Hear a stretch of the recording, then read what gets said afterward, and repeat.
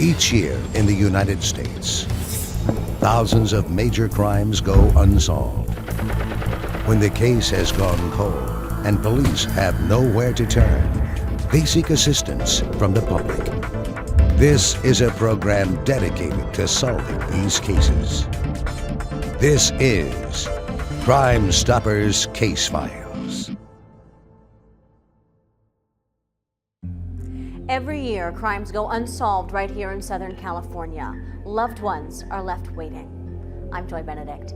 As a news reporter, I've covered countless crimes and homicides, and I know that sometimes victims of these crimes are forgotten almost as quickly as the headlines fade.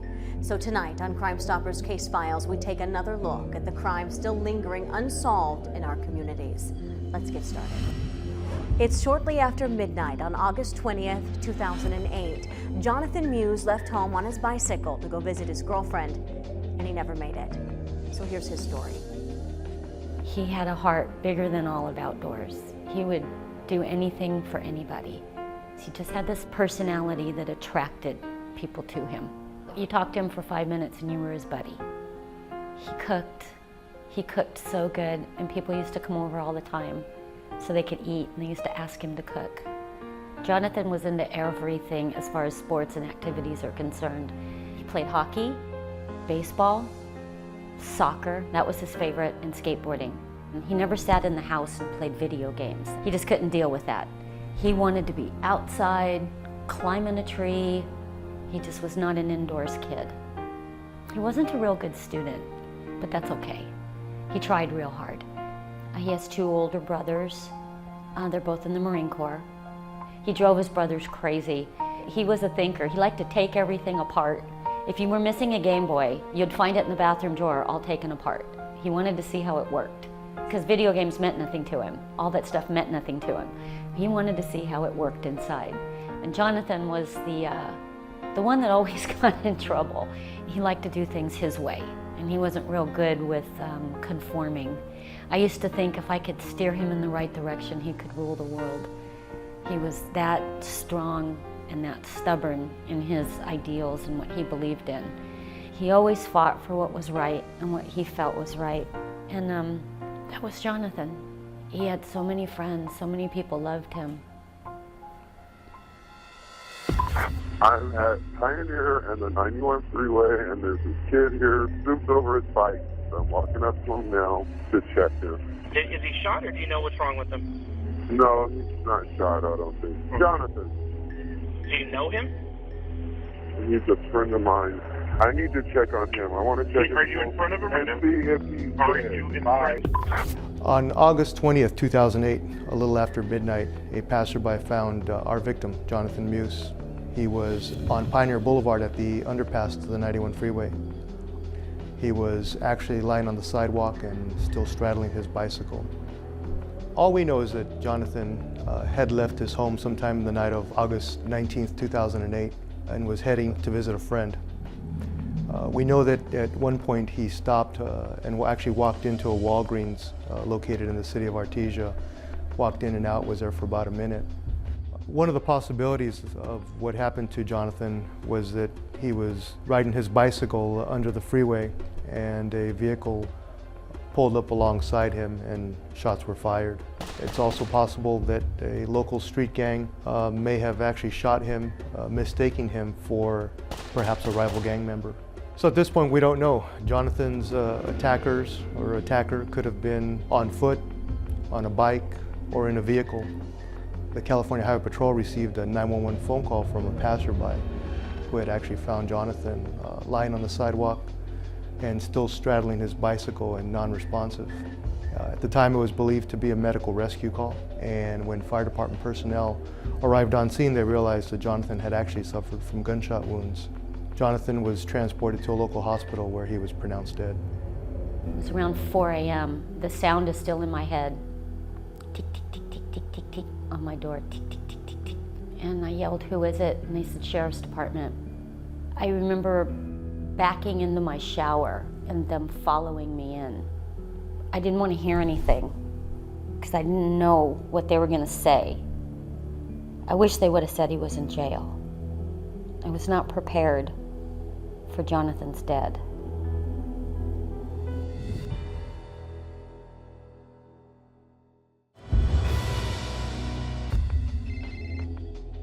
On August 20th, 2008, our victim, Jonathan Muse, was riding his bicycle when he was shot and killed as he went under the 91 freeway on Pioneer Boulevard. Due to the fact that we have no witnesses on this case, we have absolutely no idea what our suspect description is. If they were on a bike or a vehicle, what that description would be. We're hoping that maybe a passerby saw what actually occurred or what actually happened to our victim, Jonathan. How do you murder somebody and keep going? I don't know how you do that. It's been 3 years. Do you go to the movies? Do you take a bath? Do you go on dates? What did you eat for dinner last night? How do you look at your mother in the face, your children, knowing what you've done? How do you do that? Who took my son? Who decided he shouldn't live anymore? Jonathan actually had two brothers who both are serving for our country in Iraq, and one in fact was in Iraq at the time of this murder. Imagine that you're serving in Iraq and you come to find out that your brother was killed back in LA. It was devastating for Christopher, very devastating. He said that he was sorry he was gone. If he'd have been home, maybe things might be different. It is torture every second of every single day. The street that he died on, it's a busy street. There's a freeway overpass. There's restaurants, there's gas stations, there's a 24-hour Walgreens. I know somebody saw something. And we just want to reach out to people to ask them for help on this case. We have nothing, we don't have any witnesses. If you saw a boy on a bike, try to remember, please don't do this to my family. I think we have a right to know.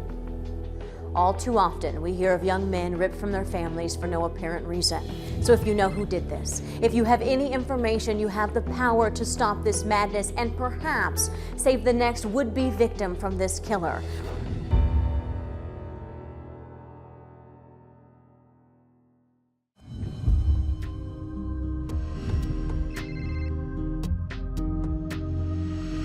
On September 8th, 2010, a hardworking father and pillar of the community is about to leave work at the end of a long business day when a gunman opens fire.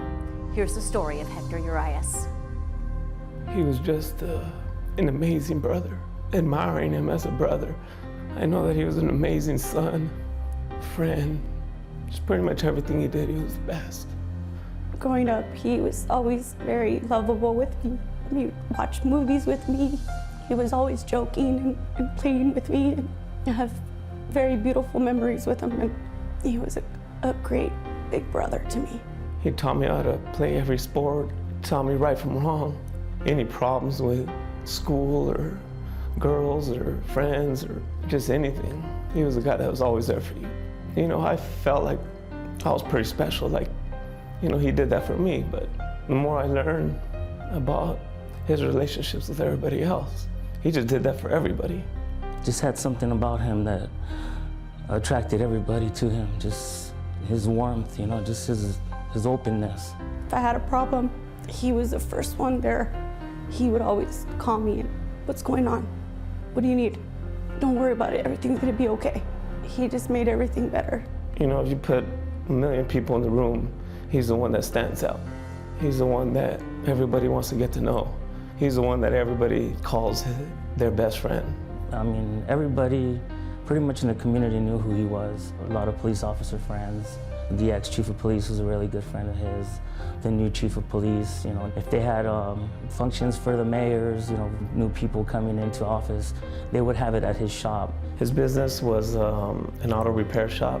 He also did modifications on race cars and Volkswagens and different type of modifications like that. He was a professional race car driver, flirted around with that, you know, later on didn't really get a chance to maximize his ability in that. He was an amazing football player. I mean, he was a professional golfer, did the amateur tour for a while, won a few tournaments, kind of flirted around with it, but entered it very late in life. He was involved in pretty much everything. Mr. Urias was an extremely popular person in the community. He gave to various charities. He sponsored a Little League baseball team and was well known throughout the community. It was a special, special childhood, just having somebody like that in your life? Fue un maravilloso hijo, un maravilloso hermano, y pues ¿qué puedo decir más que todo eso que era para mí? Era una estrella. On September 7th, 2010, Mr. Urias had just closed his business at 3548 Santa Anita Avenue in the city of El Monte. The city of El Monte is a middle-class neighborhood. In this particular area, it's industrial. It's Santa Anita Avenue is a busy thoroughfare with several businesses on each side. Mr. Urias owned Hector Urias Auto Repair Shop. Inside the shop, we found Mr. Urias in his office. He had been shot multiple times. Prior to his death, upon closing his shop at approximately 6 p.m., he telephoned his wife and told her he was going to stay in the shop until his basketball game at 9:30 p.m., which was around the corner. He never arrived. We believe the murder occurred between 7:30 and 9:30 p.m. Inside the shop, it had open bay area where the cars were serviced. To the right of the service area was an office and a lounge area. At the time of the shooting, we believe Mr. Urias was sitting on the couch watching television. The shooter approached from the street, walked through the parking lot, and apparently saw Mr. Urias through a plate glass window. We believe the suspect shot one time at Mr. Urias, outside, through the window. Mr. Urias, seeing the suspect, immediately got up and tried to exit out the side office door. However, we believe the shooter was able to get through the bay area and enter the office before Mr. Urias could reach the door, confronted him, and shot him.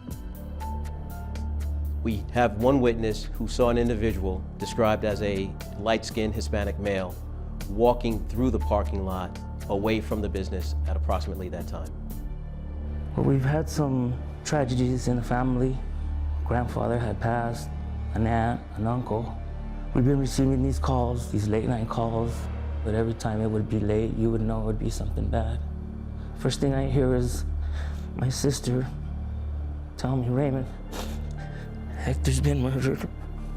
His wife, the next morning, realizing he never came home, telephoned her sister-in-law and mother-in-law who lived in the area. Mr. Urias' mother and sister went to the shop the following morning at 5:00 a.m. and found their loved one shot to death inside of his office. And I'll never forget the screams I heard. I just dropped to my knees. The worst day of my life.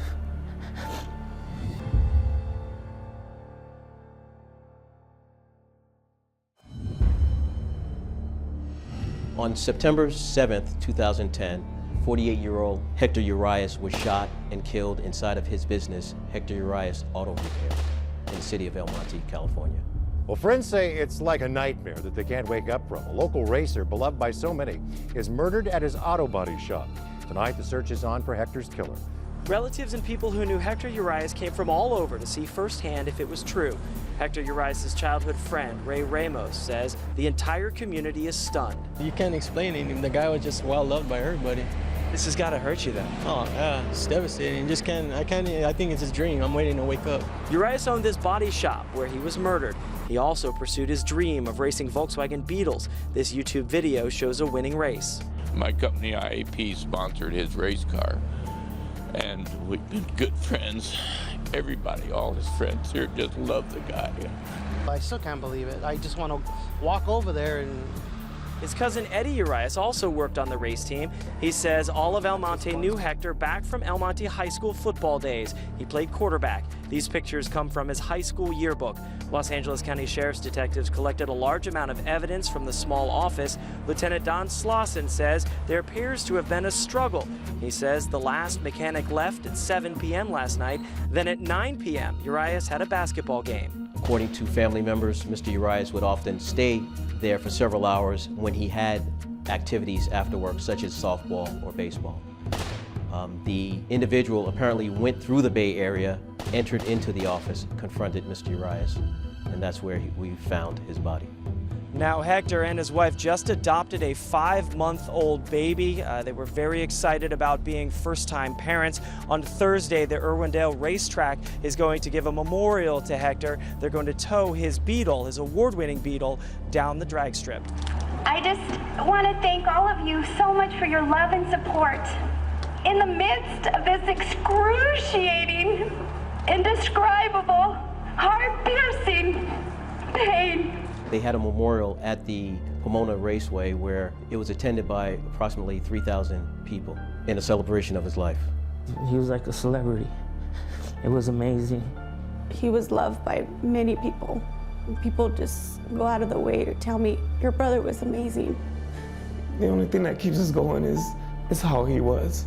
He would want us to keep going and make the most of it. But my God, it's hard. There's a big piece of our puzzle missing, and that will never be the same. You know, going to visit his newly adopted daughter, knowing that he's not going to be able to watch her grow up. Going to visit my parents and seeing the pain in their eyes. I wouldn't wish that on anybody. Se los pido con el amor de madre, con este dolor que tengo de madre, se los pido que tengan compasión y que digan algo que sepan que pueda llegar a resolverse este crimen tan terrible. At this point, we have no idea why Mr. Urias was killed. Robbery does not appear to be a motive. As we've conducted our background investigation on Mr. Urias, he appeared once again to be an extremely popular person in the community, did not have any apparent enemies. There was no obvious negative business dealings, and so this is a true mystery. The individual that was seen walking away from the business around the time of the shooting is described as a Latino male, approximately 30 to 35 years of age, 5'5", 120 pounds.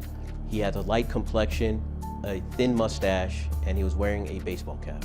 We're seeking the public's help in identifying this individual, and we would like to speak to him to see if he has any additional information on this case. Mr. Urias was a pillar of the community, a well thought of family man, and we are asking the public for any assistance in solving his murder. Hector Urias is described as a pillar in the community, someone who touched so many lives. In fact, he and his wife had just adopted a daughter, a little girl who will never get to know her father. That's why police need your help, so I want you to take a look at this sketch. This is a person of interest in this case. They're looking for a Hispanic male seen around the crime scene. He's 5'5", 120 pounds, around 30 to 35 years old.